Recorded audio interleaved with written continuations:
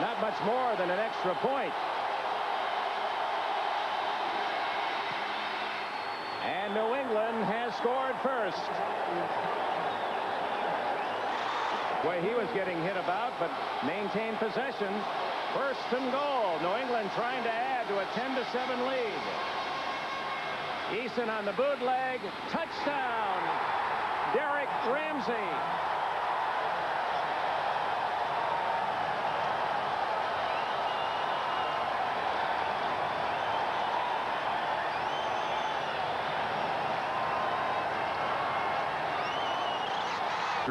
But he's in there complaining about Lepet manhandling him on that play.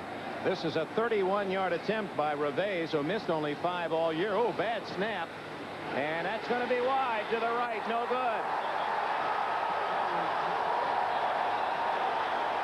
Reves, who has had a great rookie year, making 22 of 27, and the 4 misses of the 5 were outside 50.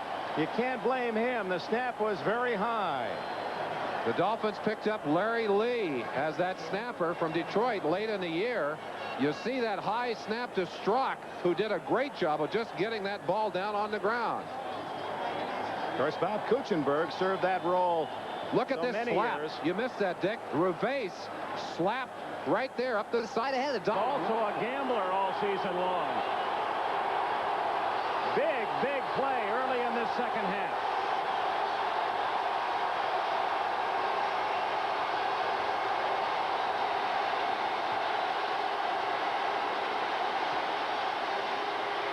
Wide open. Weathers, touchdown. Flag is down. Robert Weathers all alone. A flag is down in the end zone. It could be. No, it is not. It's against Miami. Touchdown will stand, and the Patriots, ever closer, have opened a 23-7 lead. The first bat by Marino, or by Duper as he goes up. That's 1. Lepet 2 off the helmet there. Marion 3, 4. Well, it falls just out of the reach of a lot of eager Patriots. Roland James back at the 32. Roby. Dying spiral. James fumbles. And the Dolphins have recovered. A flag is down. Shove it to the outside.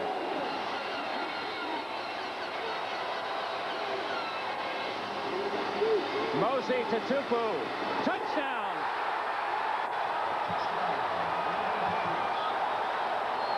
And with just 7.5 minutes late, even a great quarterback on an outstanding team is going to have trouble making up that deficit. It's 30-14. That's what Duper was mad about. Clayton did whack him on the arm before the play. Should have been a penalty. It should have been a penalty. Now watch the hat here. He's going to throw it to the ground, and that got him the penalty right there. I think the official may have been blocked from that initial swat on the arm by Duper's body. So now 4th down, and Biscayne Bay to go for the Dolphins.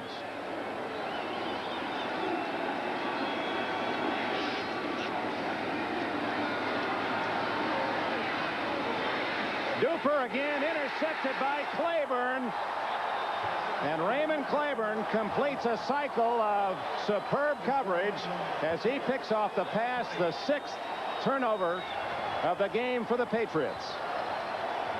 And are they whooping it up in grand old New England? The Patriots, always a quality team, great players, and Raymond Berry has made them believe that they are what they have proved to be. All right, Bob Costas, and of course everyone around the country already starting to anticipate 2 weeks hence Super Bowl 20 in New Orleans, and we'll be pleased and proud to bring it to you here on NBC. Would you just, I'll tell you what, Raymond, we'll chip in, we'll throw in our booty here just to see you jump in the air once. Show me some emotion. Come on, you're almost going to go to the Super Bowl. His idea of getting emotional is to smile hard.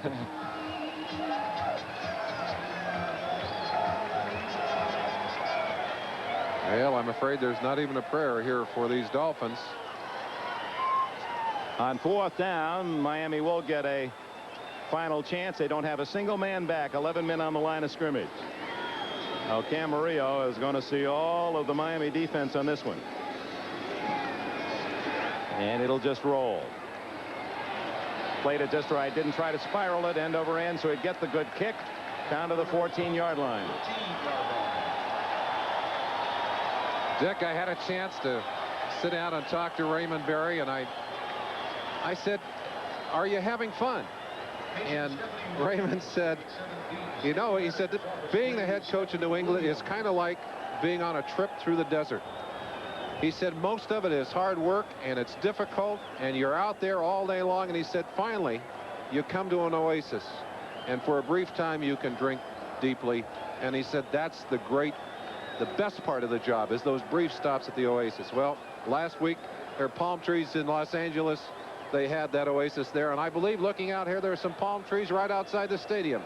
I think this might be the sweetest oasis that he's stopped at so far. And I got to tell you, inside, even though he's not showing us, he has to be bursting with joy. This is some man. He was a 20th round draft pick by the Colts out of SMU. Talk about overachievers. He was slow, but he worked and worked on patterns, made himself a Hall of Fame record-setting receiver. Marino short again as down he goes under pressure.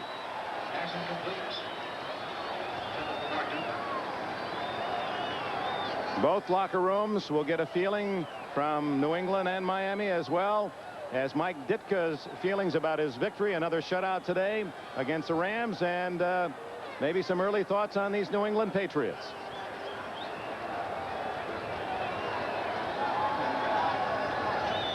Turn it over 6 times, thinks Shula.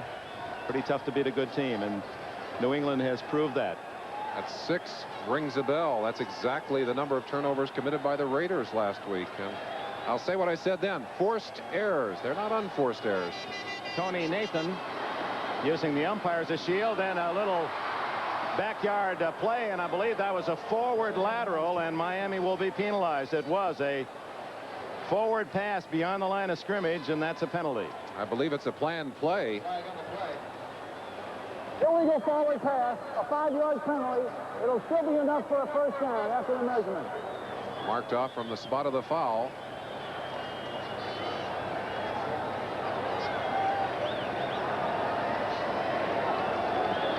Greasy, you know Shula best of all. What do you think we're going to hear from him in the next 3 days? I think he's going to be honest and upfront about it. He's going to say the Patriots beat him. Obviously, you can't put the ball on the ground, but I think he's going to have nothing but high praise for the job that Raymond Berry did and for the Patriots. They beat him fair and square. He has a special place in his heart for Berry, doesn't he, Bob? Well, and he always tells it the way it is. If he gets beat, he'll come out and say, hey, I got beat. Marino had to throw it away because Garen Veras, that talented rookie defensive end, was on top of him. Bob, a question for you. Miami's given up over 500 yards rushing in 2 weeks.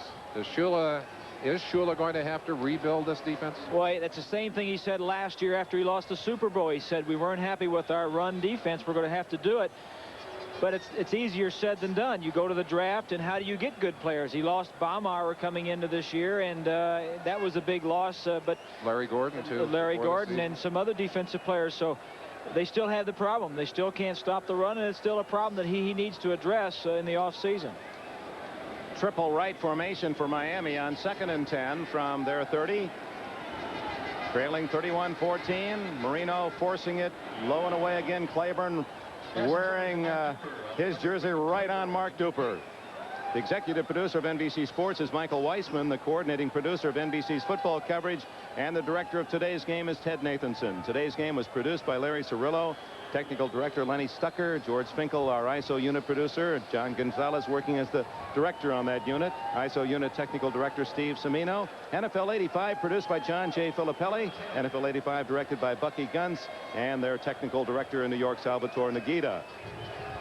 I want to thank all of our help in the booth and Bob Greasy for joining us. Looking forward to our next step, the final championship Super Bowl in New Orleans 2 weeks from today. Andre Tippett pressuring, and it goes incomplete to Carter. The Lamar Hunt Championship Trophy for the American Football Conference title. That will go in, well, if you'd have said back in the middle of the season, New England Patriots would be the American football champions, especially after a 2-3 start, you might have to run for cover. They would want to put a straitjacket on you.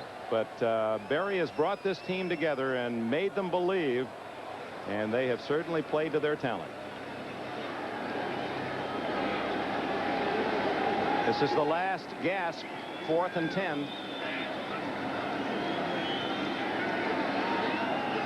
To Duper, knocked away by Marion. It's New England's ball.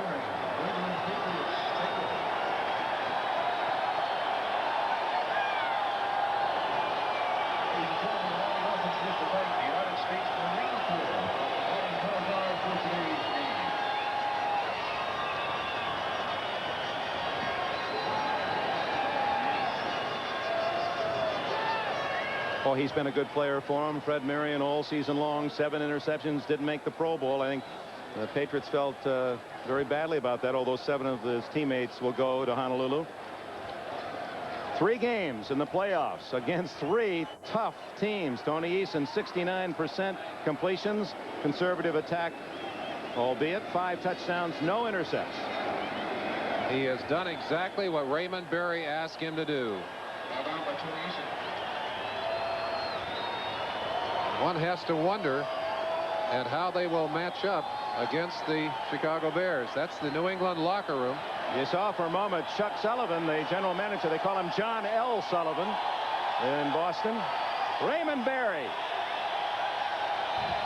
with 45 seconds left. And there was the smile we asked for. I wonder if he's ever been carried off the field. I bet there were times Unitas wanted to. I'll bet there were too. Raymond Berry, the man in that maybe most famous of all NFL games, that sudden death championship game. He caught 12 passes. You can sense even then the embarrassment. Almost embarrassed by that success, but loving every minute of it. 15 seconds left. Shula, who coached Berry his final 5 years as a Baltimore Colt, searching out his opposing coach today. Tremendous admiration these two men have for one another. One man will be in the Hall of Fame, Shula. That man's there as a player. You see him looking for Coach Shula. There it was, the handshake between the two of them.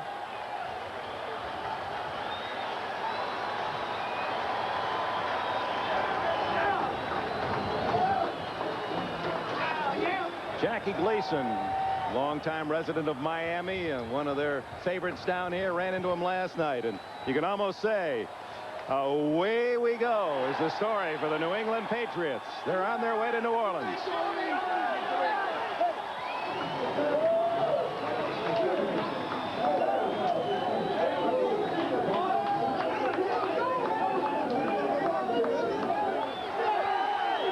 Dick, we said at the beginning of the broadcast, it was like a winner-take-all poker game. And indeed, the New England Patriots go home with all the chips. They played their cards well.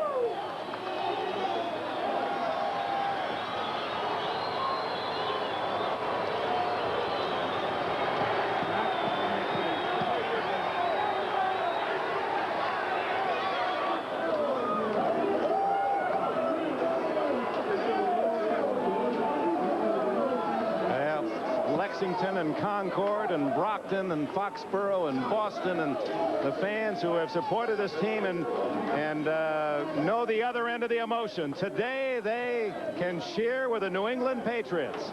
New England.